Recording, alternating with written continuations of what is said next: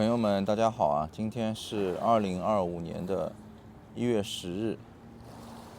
那么在2024年呢，我做了一期全面了解移民西班牙啊，从这个生活成本、教育、医疗、社会融入，还有治安等方面呢，讲了一个比较深的一个这个视频。那么很多网友呢就问我啊，现在已经是25年了啊，能不能再重新录一个新的啊？确实啊，在那个2025年呢，西班牙的移民政策，还有就是全世界的这个移民的一些动向吧，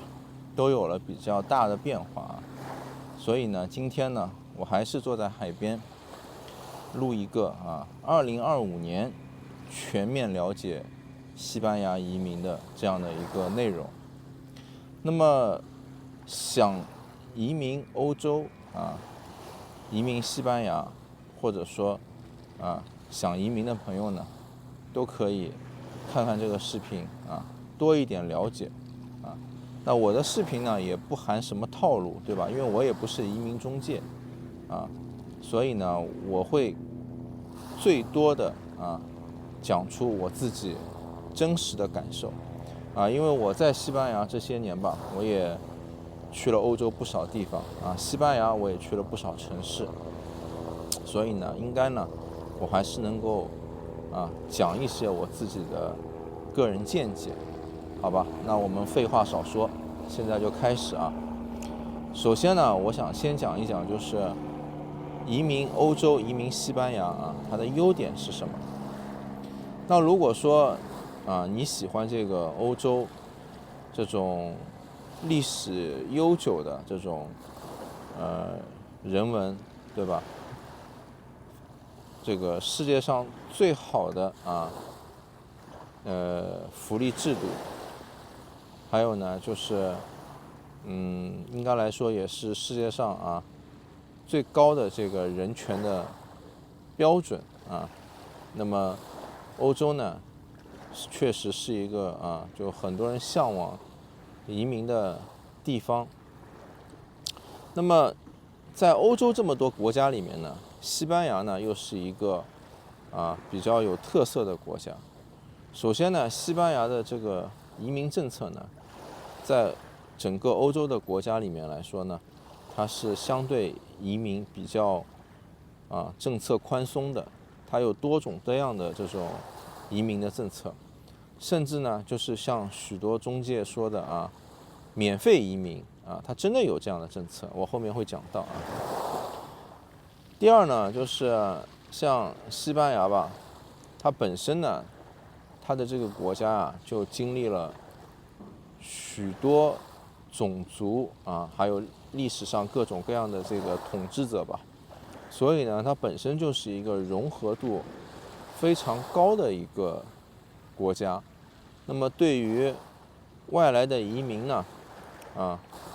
就不管这个世界呢是处在一个紧张状态，还是一个大家非常和睦的状态呢，西班牙呢它都有就比较灵活的这种空间简单的说，就比如说像之前这个俄乌战争是吧？那在西班牙呢也有很多俄罗斯人就移民到西班牙，并且呢他们在这儿呢还是就过着相对来说就没有说很多人什么成天反对或者怎么样的，对吧？这种声音吧就比较少一点。另外呢，这西班牙呢它是一个长寿之国普遍的来说呢，人均寿命呢是世界上排名最前的几个国家。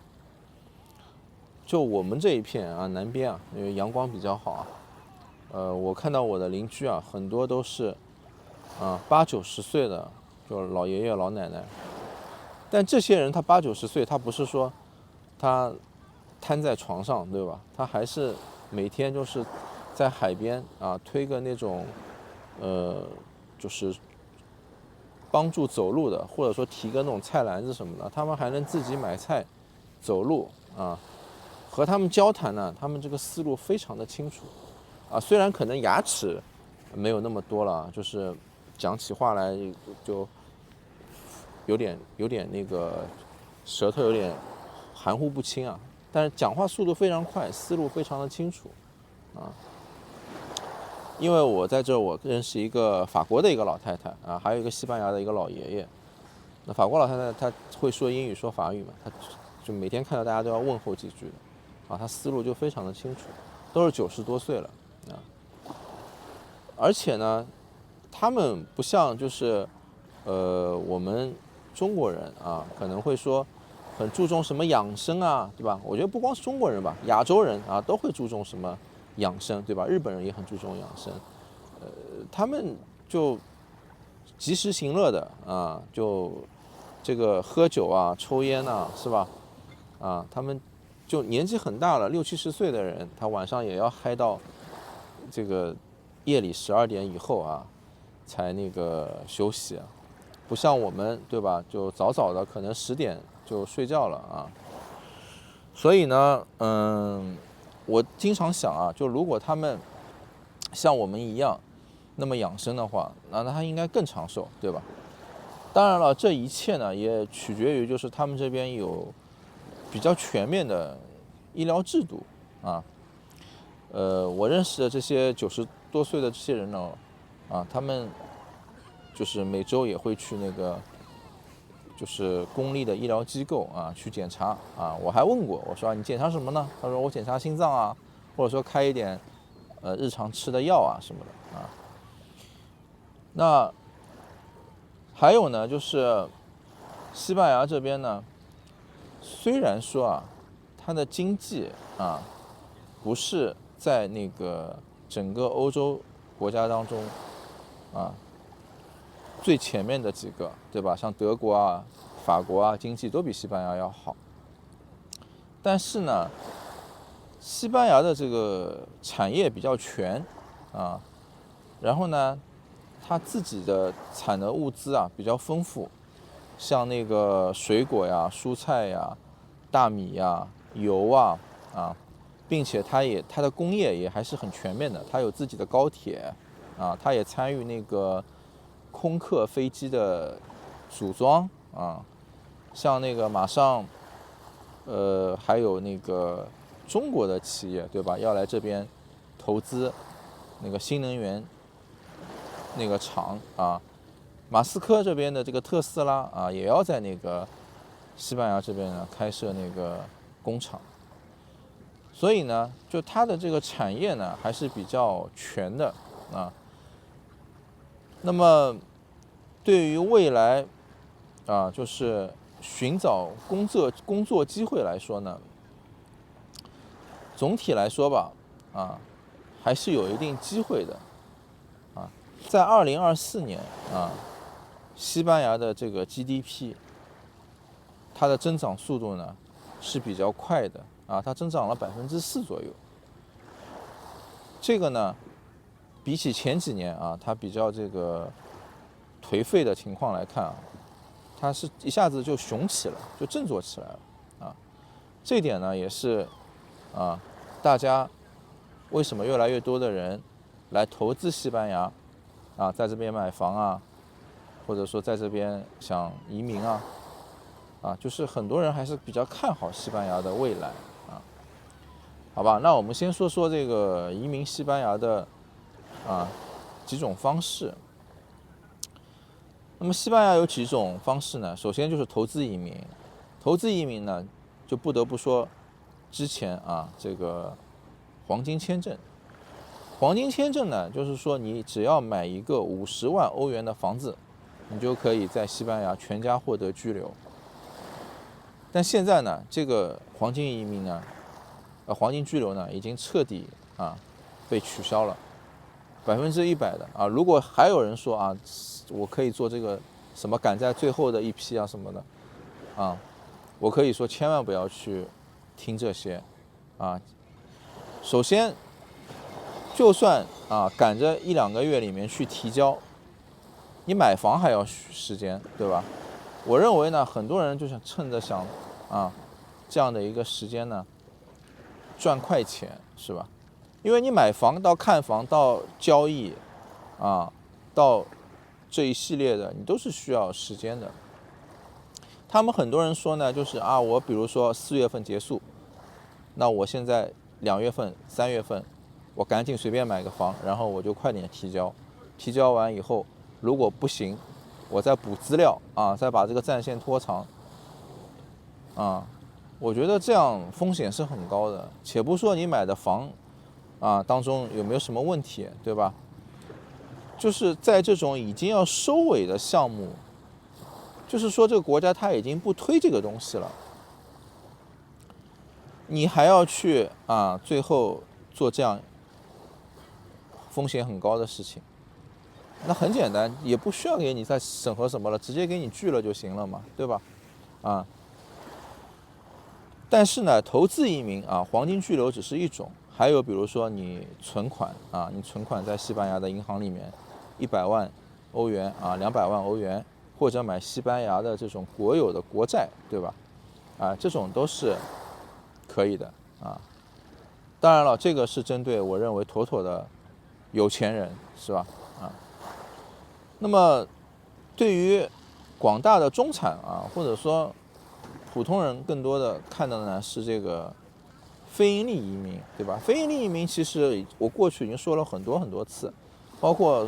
几乎现在我觉得就是大家办的最多的就是这种非盈利移民。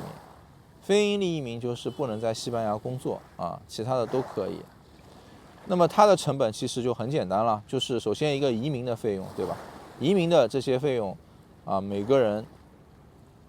每个公司收的是不一样的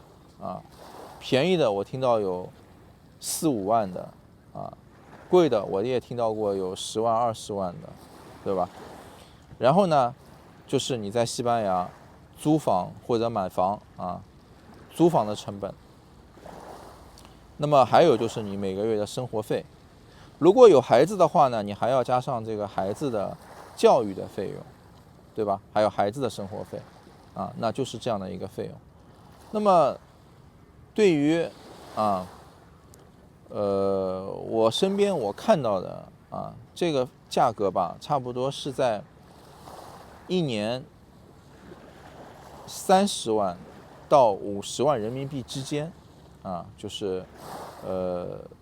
上不封顶的就是我接触到的比如说有时候大家也会聊一聊嘛，对吧？你租房1个月多少钱？然后你们家一般开销，就比较熟了，偶尔也会聊到的，是吧？那一般是30万到50万之间。那为什么呢？因为这个涉及到孩子的教育买医疗保险包括你在不同的城市租房这都不一样，对吧？后面我会慢慢再讲到的那还有呢，就是很多人说的这个免费移民。免费移民呢，已经是一个中介打出来的一个噱头那西班牙呢，它也是一个高度注重人权的国家，对吧？所以呢，它会对于就是不是特别合法的移民呢，它会有这种转化为正常移民的一些居留措施那么也就是大家说的什么黑3年获得居留那么西班牙去年呢进行了一个改革这个在我看来呢，是一个比较正向的因为全世界你包括像美国美国现在也说了这个川普上台以后肯定会遣返非法移民，对吧？已经待在美国的这些人，还有什么这些非法移民在那边生的孩子，家里的这些什么的，他说都要打包一起带走还有英国之前也实施过什么把非法移民直接送到一个什么非洲的岛上。德国现在就现在的一个新的政党也一直就是呼吁要赶走遣返非法移民，对吧？反正就是西班牙它跟这些国家应该来说在这一方面它是比较宽松的。在2024年呢，他们甚至通过了法案就是增加对这个非法移民就转化成合法移民的这种那个方式简单啊，让这个工作流程变得更简单、更高效，并且呢，你比如说原来这个非法移民啊，你要在西班牙住满3年，并且呢通过这个语言考试啊，然后找到工作机会，你就可以那个转化成合法的移民。现在呢，他把这个时间都缩短了啊，就现在只要2年。并且呢，这个2年你没有找到工作啊，他们又出来了一个培训居留，就是只要你在西班牙住满2年，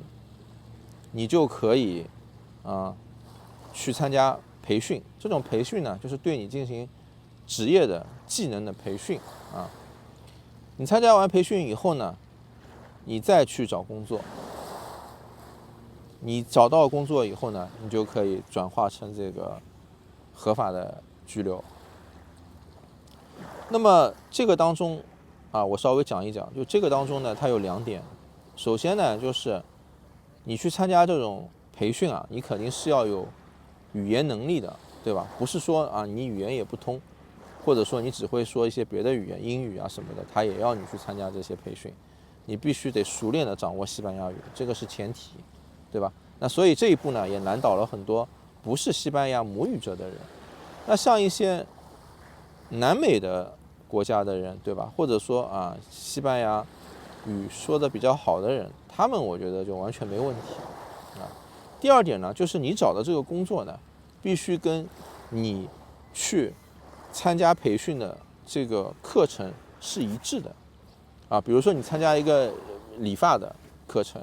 那你必须得找一个理发师的工作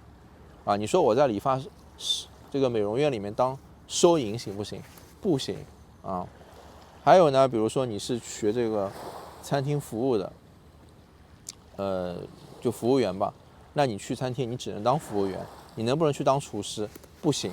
啊，好吧。所以这个呢是2个比较重要的。就这个居留，你必须得去培训啊。很多人很高兴啊，当时一看到这个居留说啊，这个我直接去参加培训，然后我再找个地方工作，我就可以转正了啊，语言都不用考。原来黑3年的那种什么还要考个什么语言等级，对吧？其实这个人家早就想到了啊，就是你没有语言，你是不可能的，对吧？就你培训学校都不会要你，对不对？好吧，所以呢，这个就是啊，许多人嘴上常说的什么免费的移民啊，对吧？还有就是你要去找一个工作的机会的时候啊，你都很难找到免费的工作啊。这个又跟西班牙的这个失业率有关系啊。西班牙虽然呢就是在2024年呢经济是向上的啊，但是呢它的失业率目前仍是欧盟标准的2倍啊。就可能比如说法国失业率是多少，它是法国的2倍啊，它的失业率还是很高的。那么我也看到啊，就是许多城市的青年啊，就西班牙人啊，因为我会经常上他们的论坛去看看。比如说北部的一些城市啊，我就说一个城市吧，北部的一个城市呢，它在治安上啊，在环境上，它都是在欧洲排名前3的啊，不是一个小城市啊，像我这边是个小城市，对吧？它是一个还是有点规模的城市，但是呢，在那边的失业率就很高，就那边很多年轻人啊，他们就不得不去啊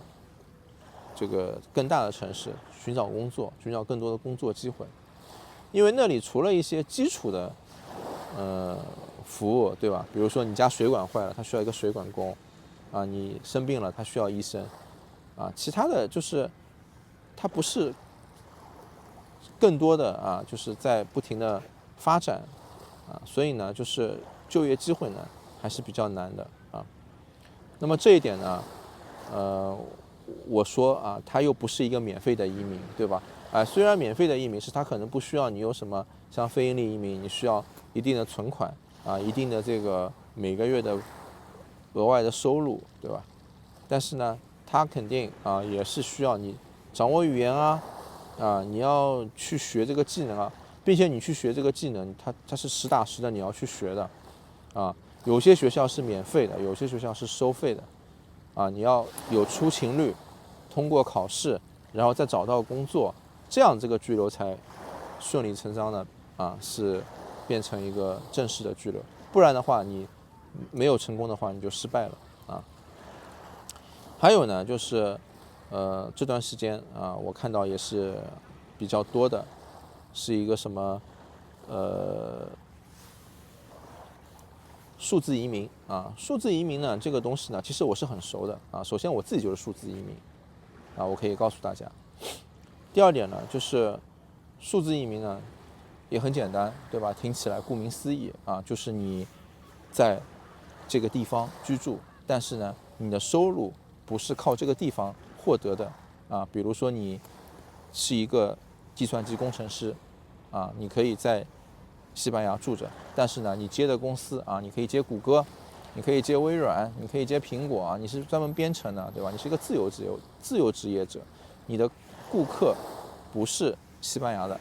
就 OK所以呢像这些呢这段时间呢就是一个非常火的一个项目当然了它也有一个问题，它的问题就是什么呢？就是说如果你真的是一个数字工作者呢，那么现在全世界有很多个国家，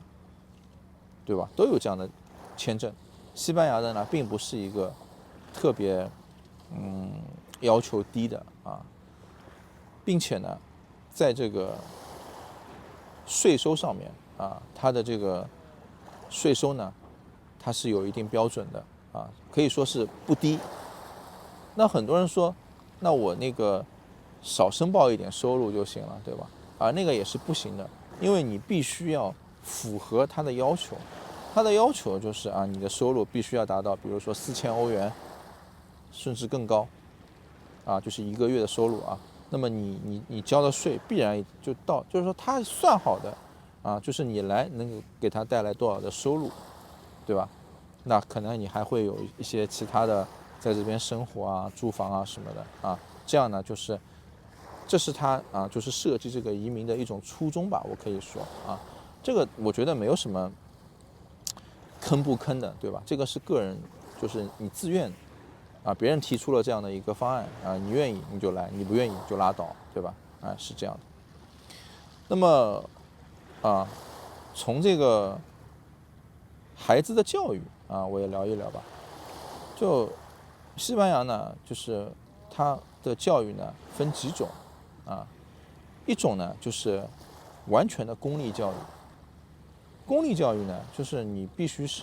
已经是西班牙的居民比如说你通过非盈利的方式你来到西班牙，你是不能够让孩子享受这种教育的因为你在办理非盈利的这个居留的时候呢，你有孩子的，他就需要你的孩子先就是被这个西班牙的私立学校录取以后，你这个孩子才会获得签证所以有的人他问我，他说我想报一个那个非盈利居留，我能不能孩子来读公立教育，对吧？那么这个我就回答你了那么这个公立教育呢怎么说呢，就是只要你是住在西班牙你不管是什么你是一个合法的还是一个黑户你的孩子都是可以去受这个公立教育的，对吧？也就是基础教育。当然了，这个公立教育的质量呢确实很多人呢觉得很不好甚至呢就是有西班牙的一个那个老师吧他说那个很多华人就中国人吧，这个孩子读公立教育，初中以后就开始进入社会了就没有继续向上的机会，就读到初中，连高中都不行这个呢，当然就是一方面呢，他认为呢，就是说很多孩子呢，因为3岁之前呢，因为这公立教育从3岁开始的啊，他认为呢，很多孩子呢3岁之前呢没有进行母语教育，3岁之后呢，或者说更晚来的这些人呢，他们的这个语言啊，跟母语者的接受程度是不一样的，所以呢，导致后面他们的学习呢，就会变得很艰难啊。他说老师教什么，学生根本就不懂啊。当然了，我觉得这个也有点讲的过于极端，对吧？因为我也看到有些那个西班牙语讲的非常好的，人家大学生就大学才过来留学的，对吧？当然他说的也有一定的道理啊。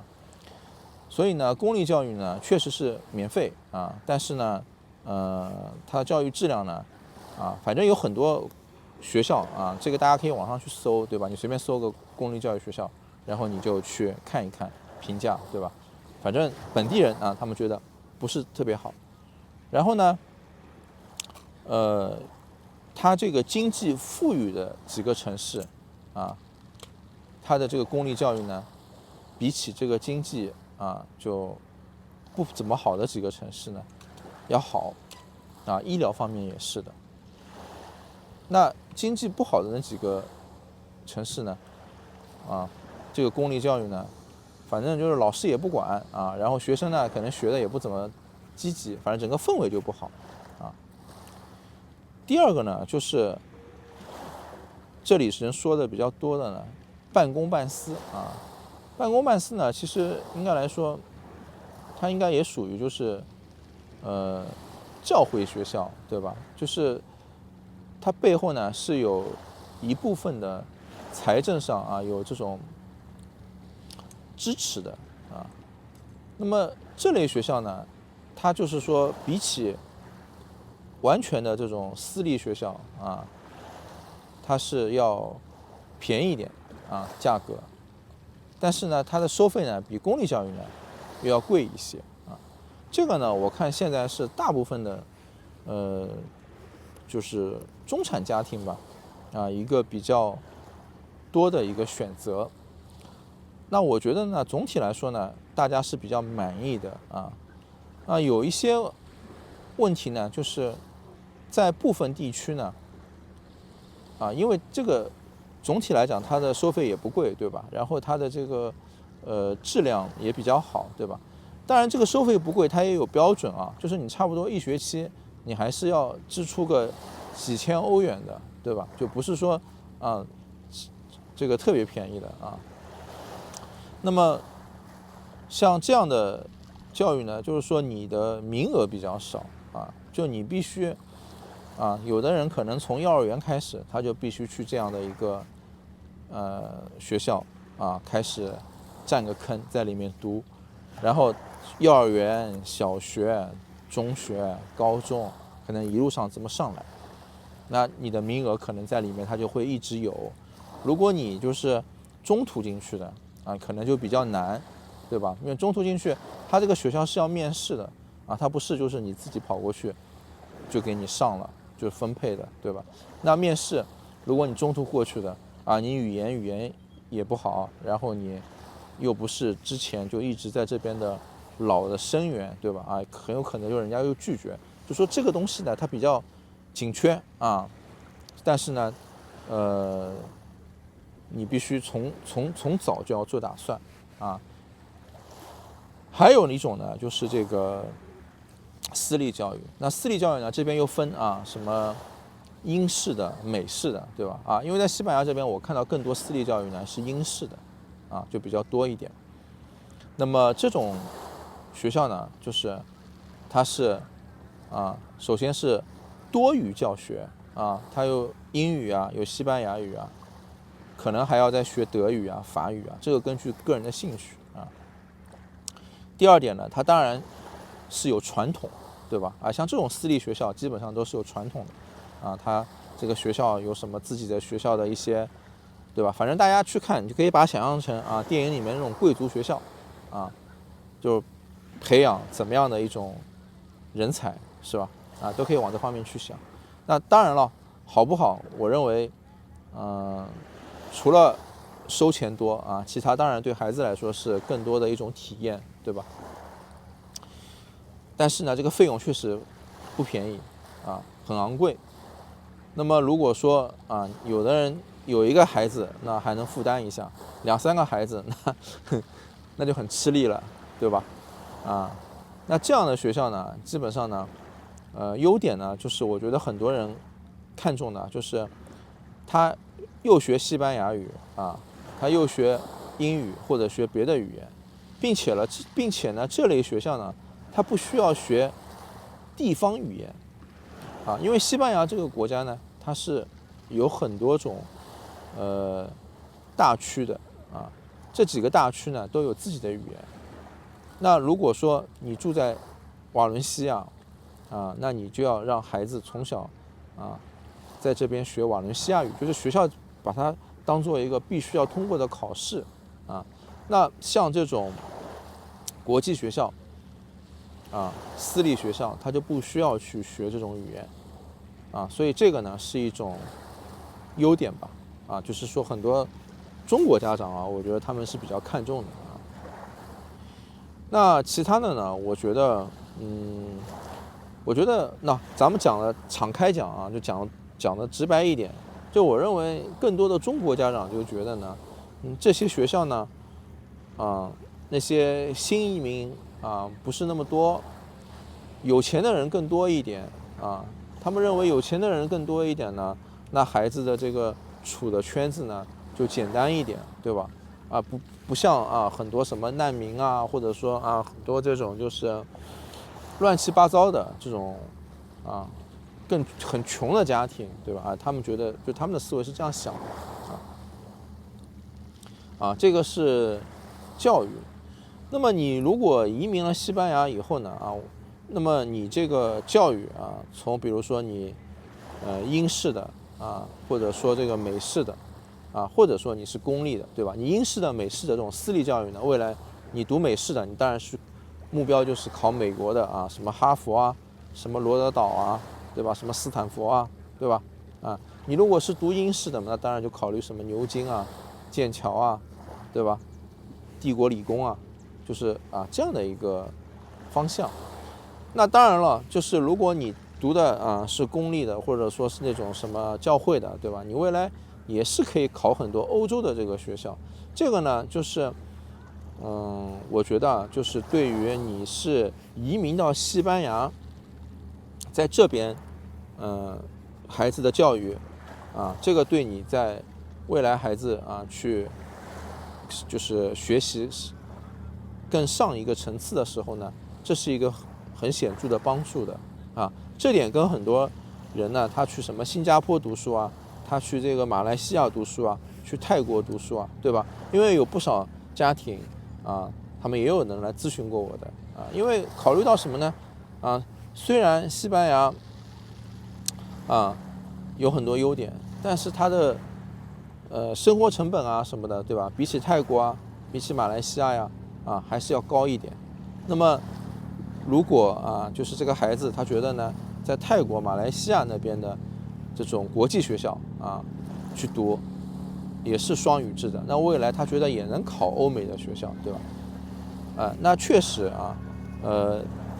泰国、马来西亚的这个学生呢，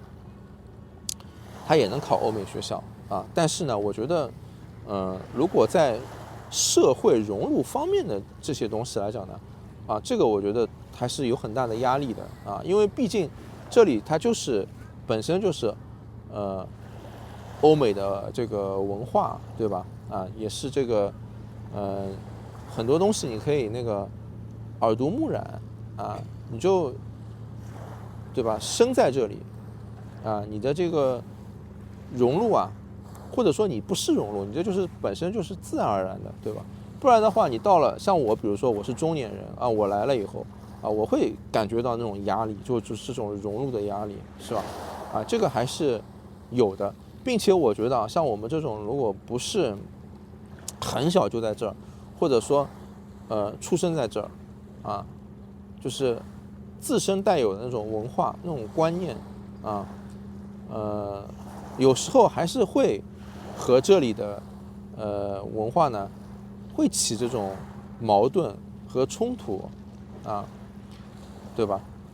就有时候你很难平衡这个问题啊，所以就是我觉得这点呢是不一样的那我们再说说这个养老吧因为去年呢咨询我的很多的这个朋友呢他们很多是为老人去咨询的因为我在的这个地方呢，它气候比较热虽然这个气候比较热像我住在这个海边，但是呢，它的湿度是很低的，就我感受不到有一股什么水汽什么的这个跟我坐在海南或者我坐在泰国就不一样我坐在泰国坐在海南的时候，如果坐在这儿我就能感受到像这个时间点有一股这种暖的潮气就扑面而来，对吧？带一些那种海洋的味道那个湿度是很高的，湿度很高呢，就是说对关节炎对那个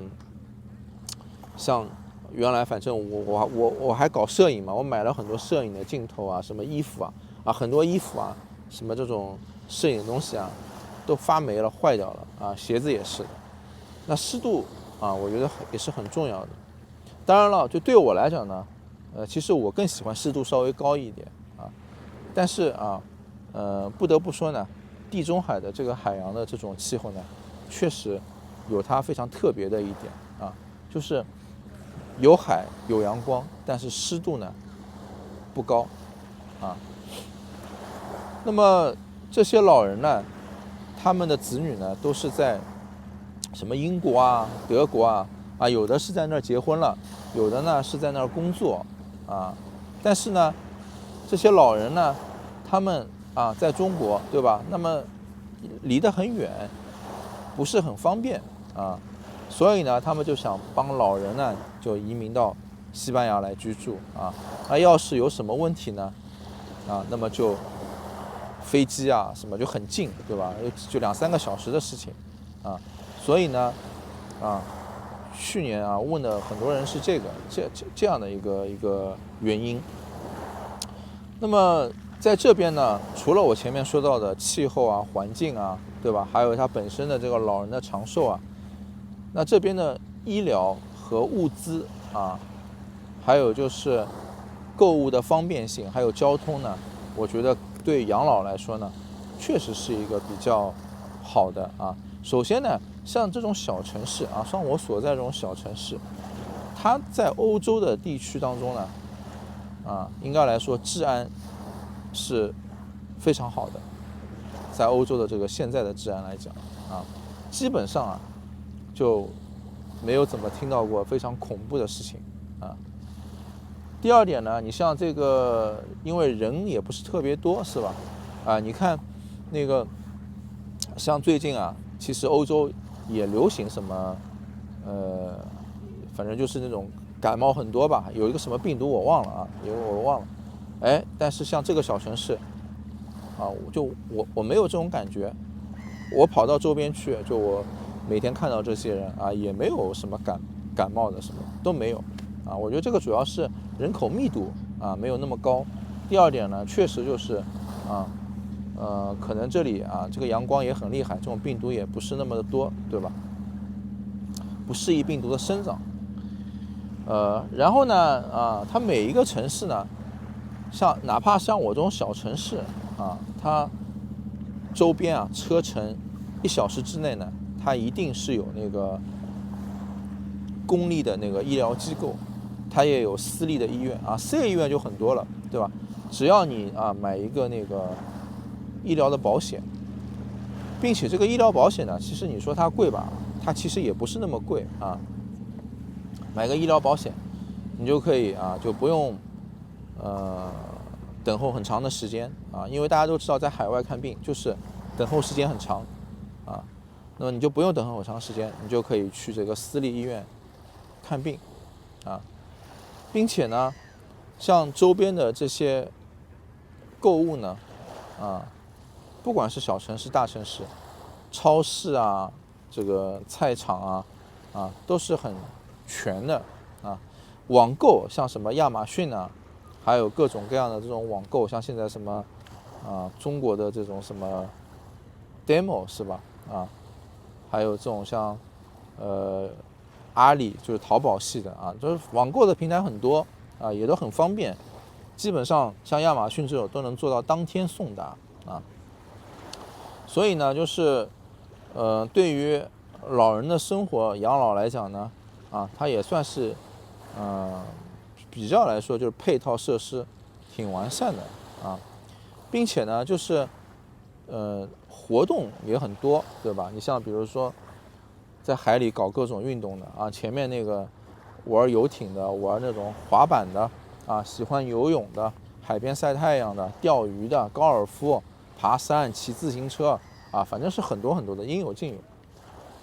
有还有什么网球之类的，对吧？西班牙这边还培养了一个什么这个中国的一个网球冠军，对吧？反正就是这些项目呢我觉得对养老来讲呢，确实是个比较好的地方然后呢，对于老年人来讲吧，就是说也不会就是有我觉得在欧洲我们在欧洲，我觉得还是会有一些怎么说？我们说的歧视也好说的是刻板印象也好，这种事情呢，在西班牙相对来讲呢，我觉得要少一点要少一点。听说什么德国、英国还是有点厉害的，对吧？但西班牙呢，相对来说要少一点一方面呢，我觉得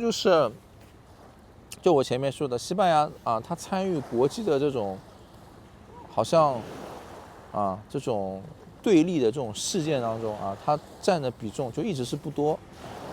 第二呢，就是它确实这边什么南美人那个北非的人对吧？还有原来的什么像欧洲的这些人还有亚洲的人还有这个反正就各式各样的国家的人特别多所以就是他们说这个马德里8个人当中好像就有一个南美人还是什么反正就是这个种族人群混合非常的厉害所以呢，相对来说呢，他们这种偏见就没有那么的多。当然不是说绝对不存在我在这边我也遇到过这种事情的比如说什么在马路上朝你吹口哨什么给你一直说什么你好你好对吧但是没有说什么滚回去你的国家这种或者直接对你动手的这种没有。我上次还看到一个新闻是在西班牙哪个什么城市，就是有一个华人开的一个店被一群可能就是混混冲到店里面把东西抢了，然后把人给打了。然后呢这个小镇还是这个城市很多人就出来就游行就抗议说他们就不应该对这种有这种种族歧视性的这种欺负的这种事情就是他们跑到这种市政厅门口去抗议所以说虽然这种事情是有，但是呢还好，对吧？就大的方向是好的。那么我们再说一说就是这个前面说到哪儿了说一下这个房屋的问题吧房屋还有消费的问题再说一说吧。西班牙呢，就是这几年呢，可以说这个从新冠疫情之后这几年，它的房价从在这个历史的低位，现在呢是一鹤冲天这几年不少地方，像我所在的这个城市，它的房价最少涨了30%。那这几年其实如果说像中国香港房价还下跌了，对吧？但是西班牙的房价它是很坚挺的这2年，导致什么呢？就是许多西班牙的本地人他们都游行他们都说就是不欢迎这些外国的游客啊来，因为本地的这个租房者也好啊，这些购房者也好，本来西班牙就是一个缺乏就是新这个住房的这样的一个市场，然后呢，你还有更多的移民要来，对吧？这一次黄金居留之所以停止呢，也是这个道理啊，因为黄金居留签发最多的呢是巴塞罗那。这个巴塞罗那呢，因为它是一个西班牙最好的、最著名的旅游城市，所以呢，很多人就来这个巴塞罗那买房啊，买了以后就给它租掉，对吧？获得这个收益，导致呢，就是巴塞罗那本地的居民啊，就非常的愤怒，所以呢，他们就抗议，现在呢就叫停了，对吧？因为巴塞罗那确实它也是一个非常有影响力的，对吧？那么就叫停了。其实黄金居留10年以来，一共也就签发了22000个，22000个，22000套房子，其实对吧？你说有多少，对吧？也不算是很多对不对？所以就叫停了。所以呢，现在呢，在西班牙呢，不管你是租房还是买房呢，还是挺紧张的租房呢，现在有通过法案说要对那个占房者，就是非法占房者，什么奥库巴，对吧？原来这个西班牙这边奥库巴48小时往你的房子一住你赶他都赶不走。现在呢，他们说要对这些现象呢进行一个快速行动就是说原来他往你这个房子里面一站你这个要赶他走，你要通过法院什么去走流程，是吧？你1年半载有的什么带个孩子的或者老弱病残的，对吧？你这个就有的好等了现在呢，他们说要争取在几周里面或者更快速、高效的把这些案子给了结了所以呢，占房者的这个问题呢，可能引起重视了。但租赁市场呢，依然是比较火爆的，房租呢都是逐步的在递增，租房也很难，买房也是价格就越来越贵。这个是价格，我看着它越来越贵的好吧，这个是一个房产的问题。前面说到就是如果你是什么免费移民，对吧？你搞那些什么黑在这边很难的一些就是租房的问题。你试想一下，你的语言不好，你没有一个合法的一个居留身份，对吧？你都没有办法正常的在这边去租房。这边更多的如果你想租到一些更好的房子，基本上你是跟西班牙本地人，就西班牙人，你进行一个直接的交易他们是非常看重这一点，对吧？所以呢，这个是为就是说你免费移民带来难度的，对吧？对于非盈利移民呢，其实也有一定的难度我之前也说过，对吧？我之前很多视频我都说过就是他们要看你的这个收入证明，基本上就是你的收入是你的这个房租的4倍，他们才愿意租给你。主要的原因呢是他们可以购买一个保险这个保险就能规避万一你赖着不走了，或者产生什么纠纷了，对吧？现在这样的事情也是其实是不少的那接下来呢，再讲讲消费吧消费我前2天刚拍了一个什么这边的物价，那么今年呢肯定比去年这个西班牙的物价呢要更高的原因主要呢就首先这个房价，对吧？其他的价格在涨，这个消费肯定也在涨第二呢就是通货膨胀，是吧？还有呢就是俄乌战争现在这个俄乌战争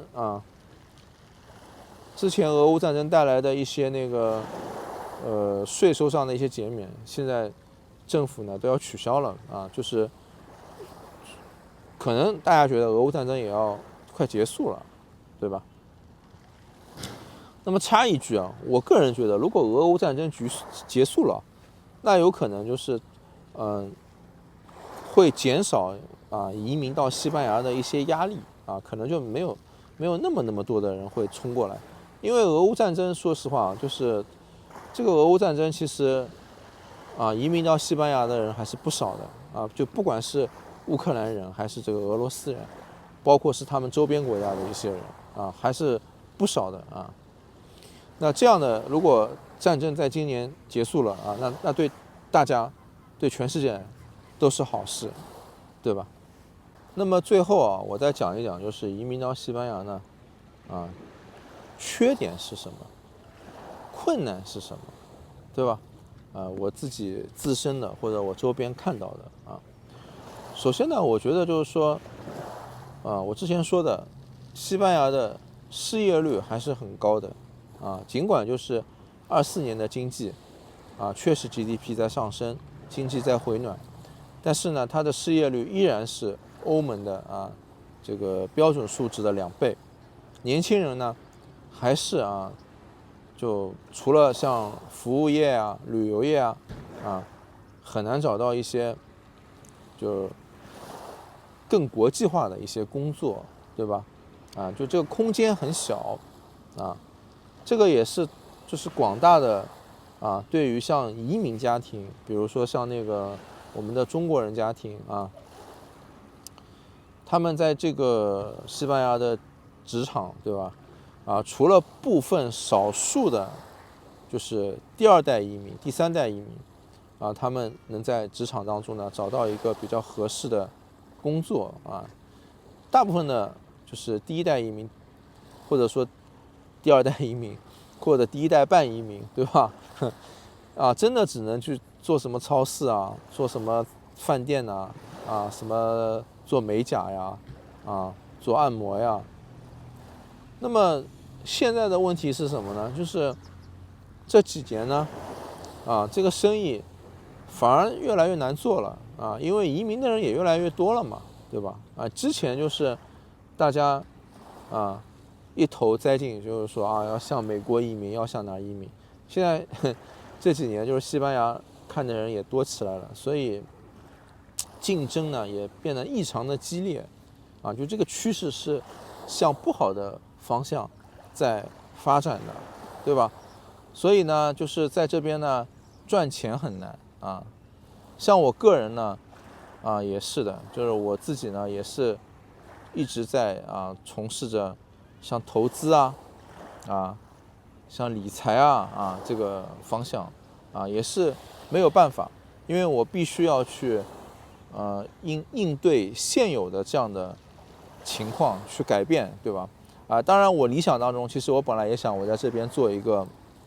比如说摄影公司、摄影工作室，对吧？但是像西班牙的市场也是的就是说，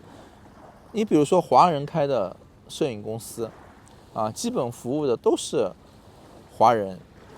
对吧？那对我来讲，我觉得这个就已经失去意义了，是吧？我当然更多的想就是，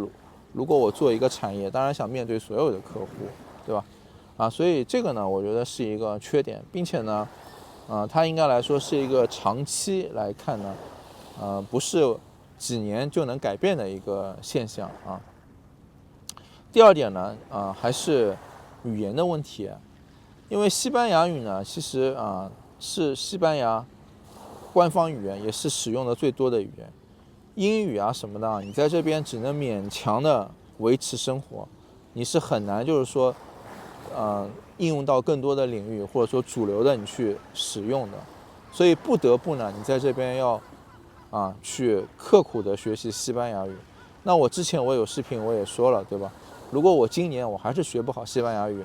我就想回去了想离开了，对吧？或者去别的地方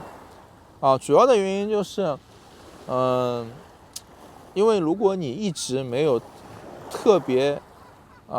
能够融入的去交流，去看本地的一些资讯什么东西的你只是一直使用的翻译，其实你一直是间接的在接触，对吧？就什么叫移民，什么叫旅居，是吧？如果你只是住一段时间玩一玩，那你就是旅居，这个无所谓的啊。如果你是移民，你想的是更多的啊，你想就是说在这个地方找到你自己的定位的，对吧？那你肯定是需要非常刻苦的去学西班牙语，对吧？好吧，那这个就是我说的啊，我认为目前的啊，这是2点，好吧？那谢谢大家，最后呢，祝大家啊移民顺利啊，然后呢，希望我说的对大家有一点帮助，谢谢。